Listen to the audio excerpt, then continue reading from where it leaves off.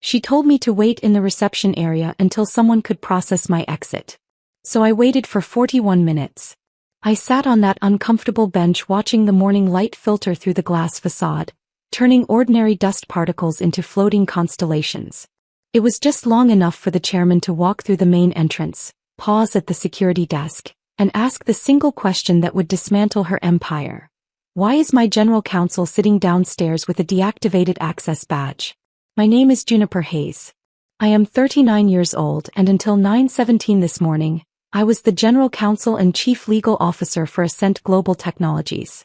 The summons arrived not through the usual channels. No calendar invitation, no preliminary email, but as a terse, uncomfortable phone call from Nicholas Warren's executive coordinator. The woman's voice carried a tremor that bled through the line like an infection. Ms. Hayes, Mr. Warren needs to see you in the executive suite immediately.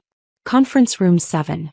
And please, a pause heavy with unspoken dread. Bring your company credentials with you. Bring your credentials.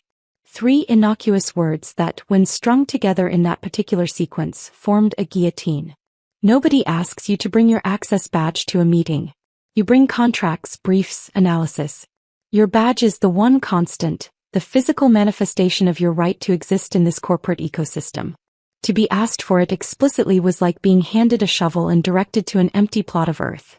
You knew with a sickening, immediate clarity that you were about to dig your own professional grave. I didn't rush. My movements became deliberate, stripped of panic, glacially controlled. I saved the document on my screen. A risk assessment on the proposed acquisition of a European semiconductor firm, riddled with regulatory red flags that would make any competent attorney's skin crawl. I closed the application with a definitive click. My coffee had gone cold in its ceramic mug, a film forming across the surface like a membrane. I didn't drink it. If you're new here and enjoying these powerful stories, make sure to hit that subscribe button and stay tuned for more. Let me know in the comments what part of today's story touched you most. My fingers found the lanyard around my neck, the plastic badge warm against my chest. The photo was from 4 years ago. My hair longer, my expression still holding some naive optimism about corporate integrity. I unhooked it and placed it carefully in my blazer pocket. The walk to the executive wing felt like crossing a vast, desolate landscape. The legal department, usually a symphony of hushed consultations, ringing phones, and the soft percussion of keyboards, seemed to fall into a respectful silence as I passed. Or perhaps that was merely my perception, the world narrowing to a single tunnel of consequence.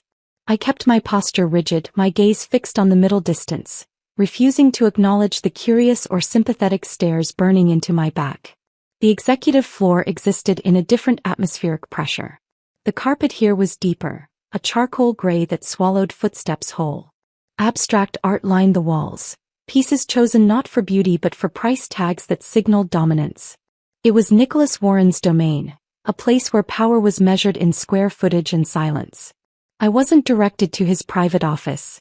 Instead, I was shown to conference room 7, a sterile space dominated by a table of black lacquered wood that could accommodate 20. She sat at the far end, backlit by floor-to-ceiling windows that framed the city skyline in cold morning light. Nicholas Warren. The woman who had made the last 18 months of my career a study in systematic erosion.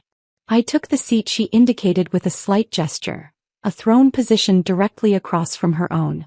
The distance between us felt cosmic, an expanse of polished wood and glacial hostility. Nicholas didn't look at me immediately. Her attention remained fixed on the tablet in her hands, her manicured fingers swiping through documents with practiced efficiency. The soft taps of her stylus against glass were the only sounds, each one a tiny hammer strike against my composure. She was in her early 50s, impeccably dressed in a slate gray suit that probably cost more than my monthly mortgage. Her dark hair was pulled back in a severe twist, not a strand out of place. "Juniper," she began, her voice flat and antiseptic.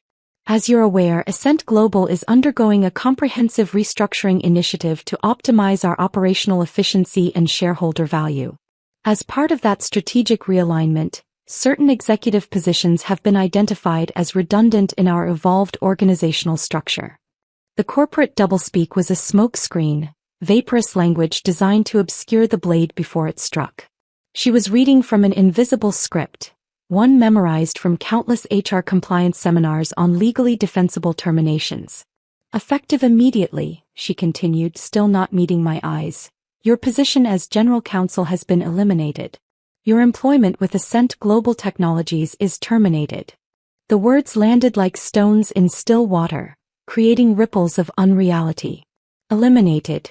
After 6 years of building this company's legal infrastructure from scratch, of saving millions in regulatory fines, of preventing catastrophic litigation, I was being reduced to a corporate euphemism. The anger that had been coiled tight in my chest began to unfurl hot and sharp. I kept my voice level, a monument to professional restraint. Who authorized this decision, Nicholas? It wasn't a plea. It was a demand for accountability, the instinct of a lawyer seeking the chain of evidence even in her own execution. For the first time she paused. Her stylus stopped moving.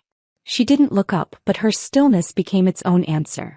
That information isn't relevant to this conversation, she said, her tone dismissive. You don't need to know the particulars. Before I could formulate a response, before I could even process the magnitude of what was happening, the conference room door opened. 2 men entered, both wearing identical navy blazers with small security badges clipped to their breast pockets. Corporate security. Their presence wasn't accidental, it was choreographed, a piece of theater designed to humiliate. Nicholas had planned this. She had timed it perfectly, summoning them to arrive at this exact moment to maximize my degradation. One of them gestured toward the door with mechanical politeness. Miss Hayes, if you'll come with us, please. I stood slowly. My chair made a low scraping sound that seemed to echo in the cavernous room. I didn't look at Nicholas again. To do so would be to give her the satisfaction of witnessing the fury I was struggling to contain behind a mask of professional neutrality. I turned away from her, from the panoramic view of a city that suddenly felt alien and indifferent, and followed my escorts into the corridor. The walk of shame. Every terminated employee knows this particular ritual. The silent elevator descent. The averted eyes of former colleagues who suddenly find their computer screens fascinating. The palpable sensation of your professional identity being publicly extinguished, like a candle snuffed out in a crowded room. They didn't escort me to my office. My personal belongings, they informed me in monotone voices devoid of inflection, would be packed and shipped to my home address within 72 hours. Instead, they led me directly to the main reception area in the building's vast atrium. Caroline, the morning receptionist, a kind woman with whom I'd exchanged pleasantries about her son's soccer games for years, wouldn't meet my gaze. Her eyes remained fixed on her computer monitor, her expression carefully neutral, a survival mechanism in the face of corporate brutality. One of the security officers addressed her in a low voice. She nodded, her fingers typing a rapid sequence of keystrokes. The officer then turned to me, his hand extended, palm up. Your badge, please. I retrieved it from my pocket and placed it in his waiting hand. He set it on the scanner beside Caroline's keyboard. A small red LED blinked once, twice. A digital severance. In that silent crimson flash, 6 years of my career, my identity as part of this institution, was erased from the system. Mr. Warren has instructed that you wait here, the officer said, his voice completely flat. Someone will be down shortly to escort you from the premises. He gestured to a low bench positioned against the far wall, between the security turnstiles and the revolving entrance doors. It was upholstered in cracked brown vinyl, the kind of seat designed to be uncomfortable enough to discourage loitering. A purgatory for delivery personnel, messengers, and now the newly excommunicated.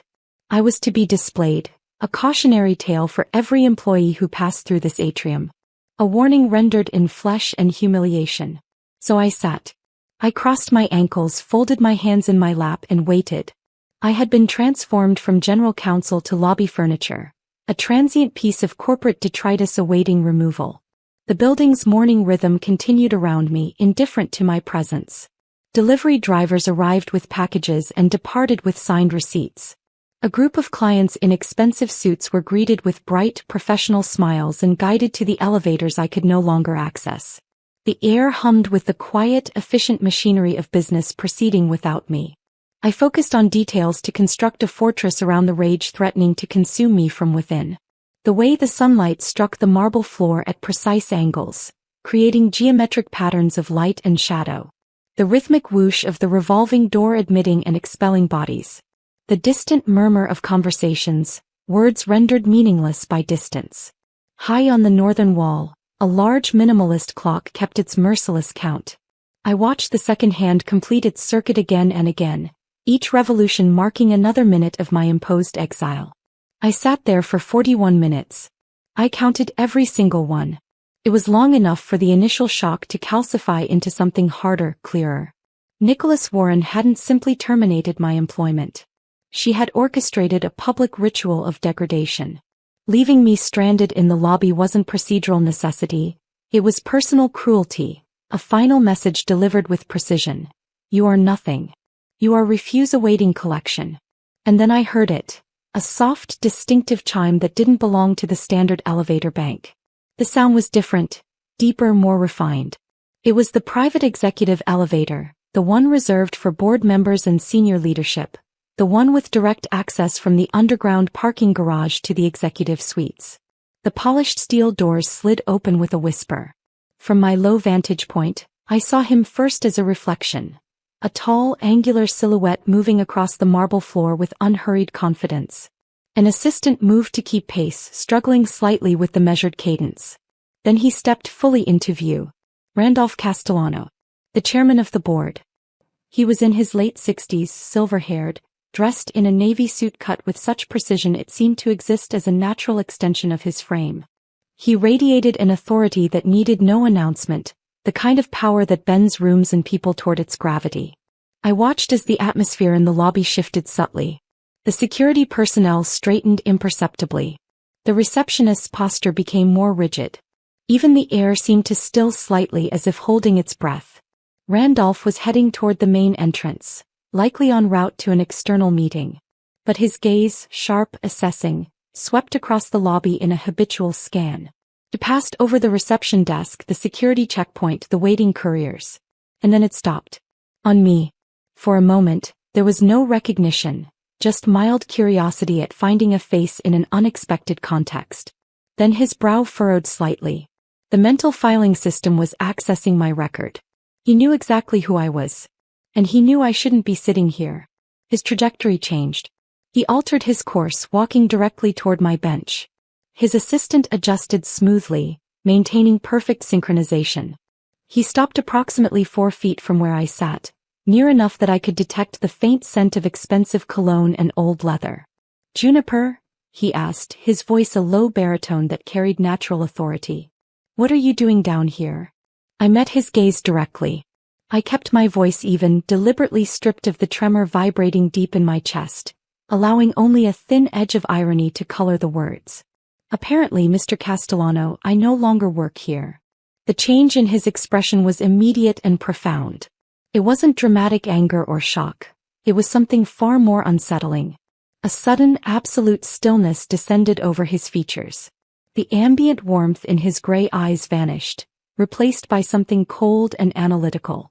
The temperature around us seemed to drop several degrees. He didn't question my statement. He didn't ask for clarification or context. He accepted it as presented fact and immediately began calculating implications. His gaze shifted past me to the security desk, then to Caroline at reception. He gave a nearly imperceptible nod to his assistant.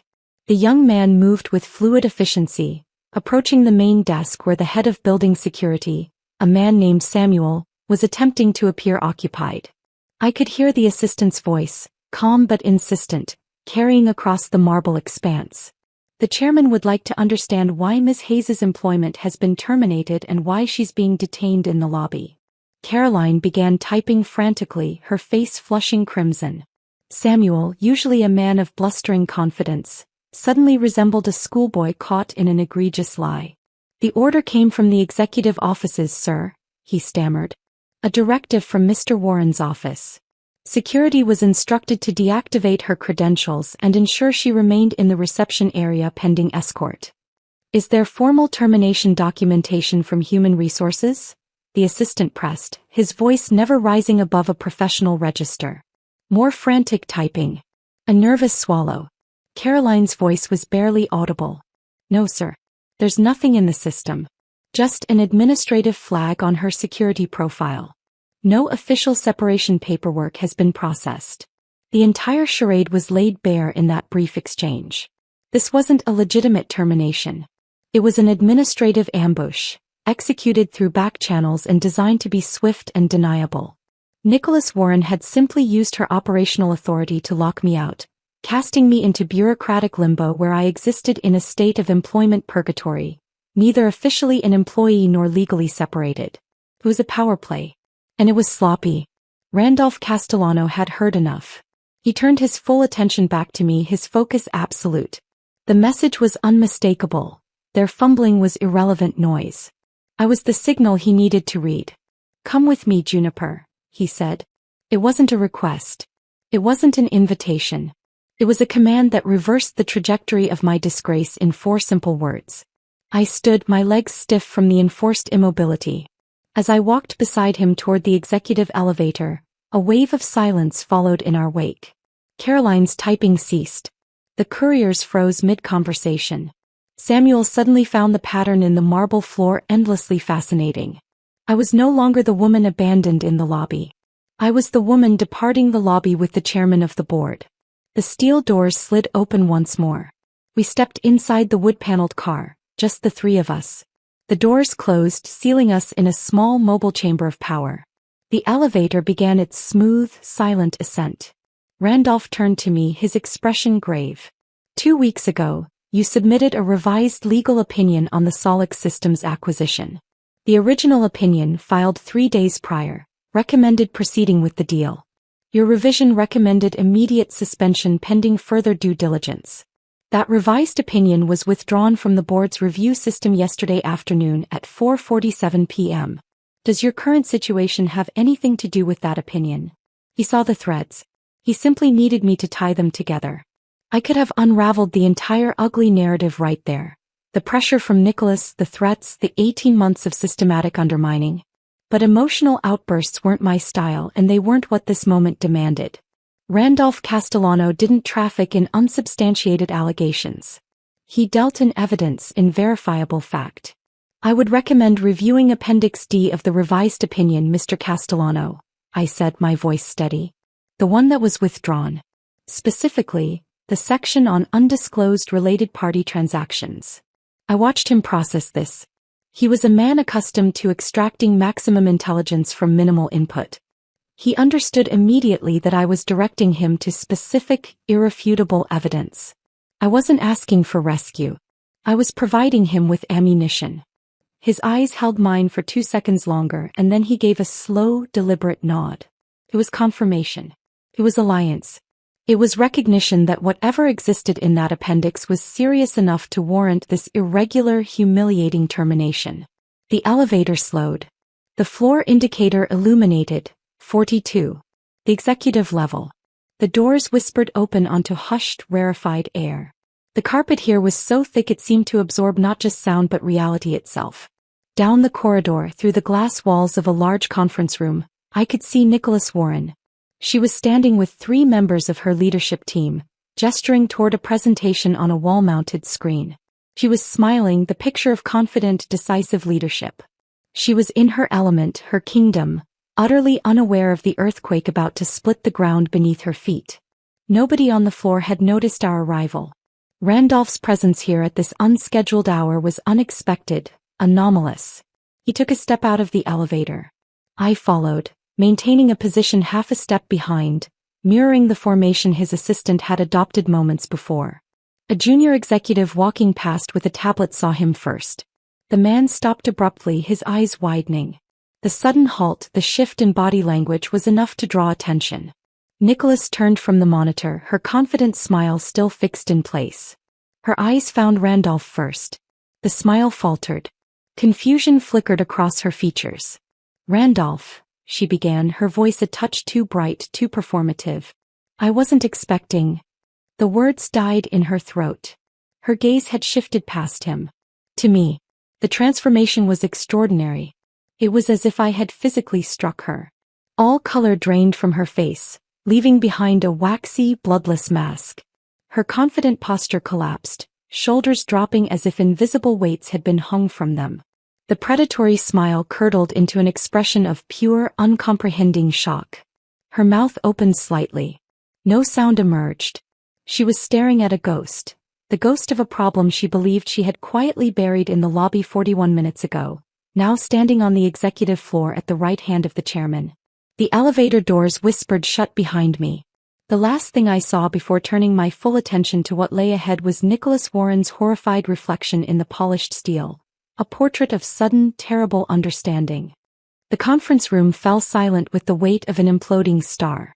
Nicholas Warren's face had become a canvas of disbelief, her earlier confidence evaporating like alcohol on hot glass.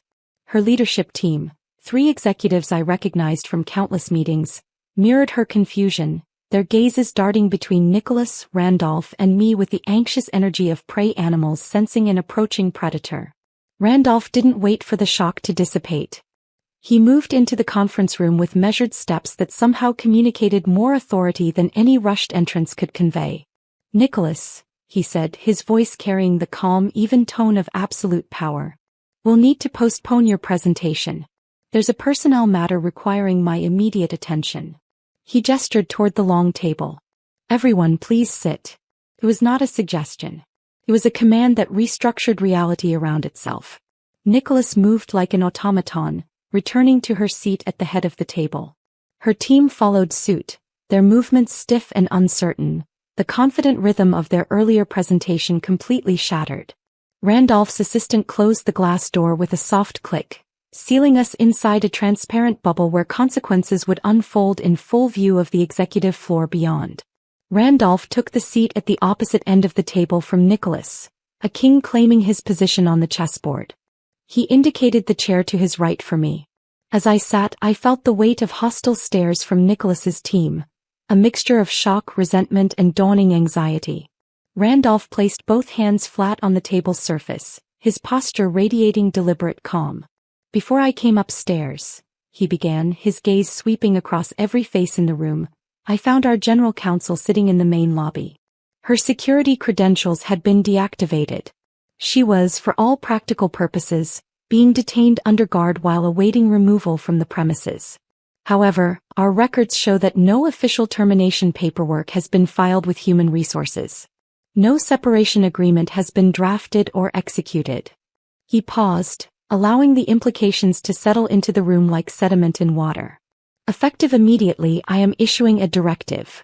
All personnel actions across this organization, terminations, demotions, reassignments, are suspended pending a full review of this irregularity. Is that understood?" He didn't wait for confirmation. The silence itself was acknowledgement enough. He turned his clear gray eyes to me. "Juniper, I have a straightforward question. Why was your revised legal opinion concerning the Solix Systems acquisition removed from the board's review system yesterday at 4:47 p.m.? This was my stage. I took a measured breath, pushing aside the residual humiliation of the lobby. That was history. This was the present unfolding in real time. "Mr. Castellano," I began, my voice clear and projected to reach every corner of the room. "The opinion was withdrawn because my revised analysis in Appendix D identified a pattern of undisclosed related party transactions that would constitute a material breach of our fiduciary duty to shareholders if the acquisition proceeded as structured." A nervous shifting came from the executives flanking Nicholas. She remained unnaturally still, her hands clenched into white-knuckled fists beneath the table's edge. "Be specific," Randolph said. "The target company, Solix Systems, is partially owned through a web of shell entities by a private investment group," I continued. "That investment group's managing partner is Benjamin Hale. Mr. Cross also sits on the board of Vanguard Logistics, a company in which Ms. Warren holds a significant equity stake through her family trust. This creates an undisclosed conflict of interest. More critically, the proposed acquisition price of $840 million appears to be inflated by approximately 30% above fair market value based on independent third-party valuations I commissioned." The room was utterly silent except for the faint hum of the climate control system. I had detonated a bomb on the conference table, and everyone was waiting to see where the shrapnel would land. "This conflict was not disclosed in the original deal documents presented to the board," I said. It represents a potential violation of SEC regulations regarding material conflicts of interest and could expose the company to shareholder litigation and regulatory penalties in excess of $200 million. Randolph's expression didn't change, but his focus intensified, sharpening to a laser point. He turned his gaze to Nicholas. Her face had regained some color, and she had managed to compose herself, summoning a veneer of wounded professionalism. "Randolph, this is a fundamental misunderstanding," she said, her voice slightly strained but controlled. "There was a documentation error in the initial filing. Some relationship disclosures were inadvertently omitted due to a template issue in the legal department. We caught the oversight, which is precisely why the opinion was pulled, to correct the record before presenting it to the board. Juniper is overreacting to what amounts to a clerical mistake. A clerical mistake that would result in an $840 million transaction at inflated valuations," Randolph countered, his voice dangerously soft, "while personally enriching connected parties. That seems less like an error and more like a strategy." He turned to his assistant. "Get legal operations on the line. I want access to the document management system's audit logs for the Solix acquisition files. I want to see every version, every edit, every access timestamp." Panic flashed across Nicholas's face, sharp and unmistakable. Audit logs were immutable, the system's permanent memory, a perfect record of every touch, every modification. "That won't be necessary," she said quickly, waving her hand dismissively. "This is an internal operational matter. We can resolve it through normal channels." "I'm sure you could," Randolph said, the politeness in his tone transforming the words into a threat. "But I prefer to examine the data myself." This was my moment. The card I had kept hidden, waiting for precisely this scenario. I reached into my bag, the same leather satchel that had accompanied me through 6 years at this company, and withdrew a small black USB drive. It was unremarkable, generic, the kind you could purchase at any electronics store. But to me it was a loaded weapon. I placed it gently on the polished table. "That won't be necessary, Mr. Castellano," I said, my voice calm. "I have a complete copy of the relevant audit logs right here." Every eye in the room swiveled to the tiny piece of plastic and metal resting on the black lacquered surface. Nicholas stared at it as if it were a venomous creature coiled to strike. Randolph looked at me and I saw something flicker in his eyes. Surprise certainly, but also a glimmer of respect. "I maintain secure backups of all critical document audit trails as a standard practice," I explained. It was a calculated half-truth. I had only begun this practice after Nicholas's first veiled threat 18 months ago, but nobody in this room needed to know that precise timeline. Randolph nodded to his assistant, who took the drive and connected it to the conference room's main console. A few keystrokes later, the wall-mounted screen came alive with data. Not a polished presentation, but raw system logs, cascading lines of text and timestamps that told an unambiguous story. The file in question was highlighted. Solix under. Below it, a chronological list of actions. Date: September 18, 2024. Time: 14 hours 22 minutes and 33 seconds. Action: File created user: J.Hayes IP 10.45.2.108. Date: September 18, 2024. Time: 18 hours 47 minutes and 11 seconds. Action: Final review complete user: J.Hayes. Date: September 21, 2024. Time: 9 hours 15 minutes and 44 seconds. Action: File modified user: N.Warren IP 192.168.100.45. Date: September 21, 2024. Time: 9 hours 22 minutes and 18 seconds. Action: Appendix D deleted user: N.Warren. Date: September 21, 2024. Time: 16 hours 47 minutes and 3 seconds. Action: File removed from board portal user: N.Warren. The assistant performed a quick reverse lookup on the IP address. The result appeared on the screen beside the log entry. IP location: Executive Office Suite, Floor 42, Terminal 03 registered to Nicholas Warren. A collective sharp intake of breath seemed to vacuum the remaining oxygen from the room. There it was, irrefutable proof displayed 10 feet high for all to witness. A timestamp. An IP address. A user ID. The digital signature of deliberate deletion, not a clerical error but an intentional act of suppression. I allowed the silence to stretch, letting the data imprint itself on every mind in the room, letting Nicholas's leadership team read and comprehend that they were now aboard a rapidly sinking vessel. Finally I spoke, my voice quiet but carrying the finality of a judge's gavel. I flagged the conflict of interest issue to Ms. Warren's office 4 separate times through official channels. First via email on September 19th. Then in a formal memo on September 20th. Then in a direct message through the company's internal communication platform.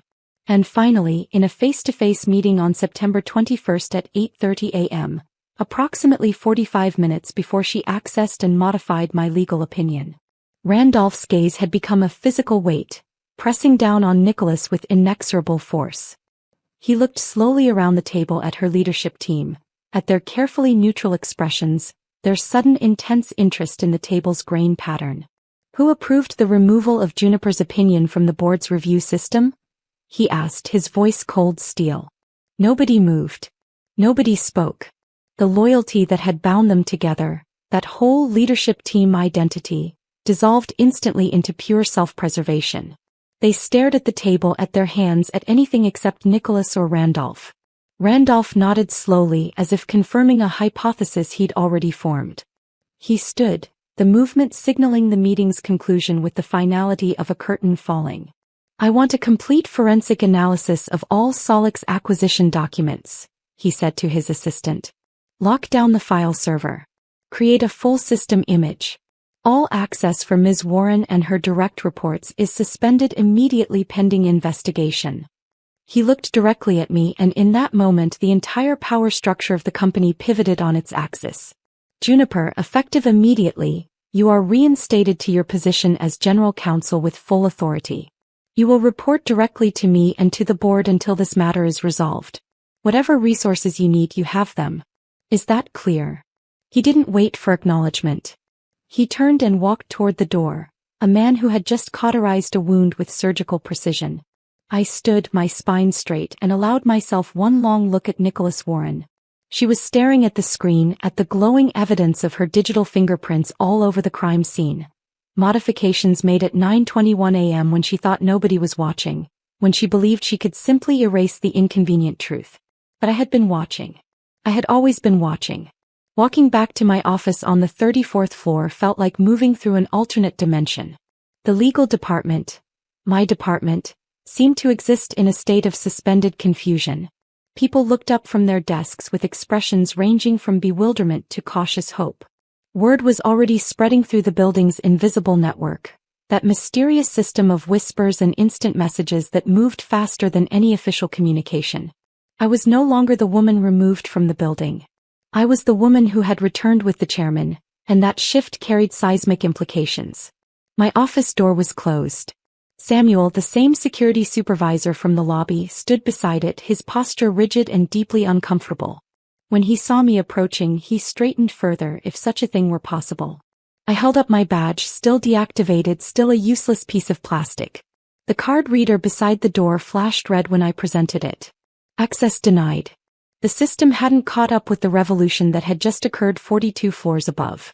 Samuel cleared his throat. Ms. Hayes, my instructions. I didn't let him finish. I reached into my blazer and produced a single sheet of paper. On it, in Randolph Castellano's distinctive handwriting, were 4 sentences.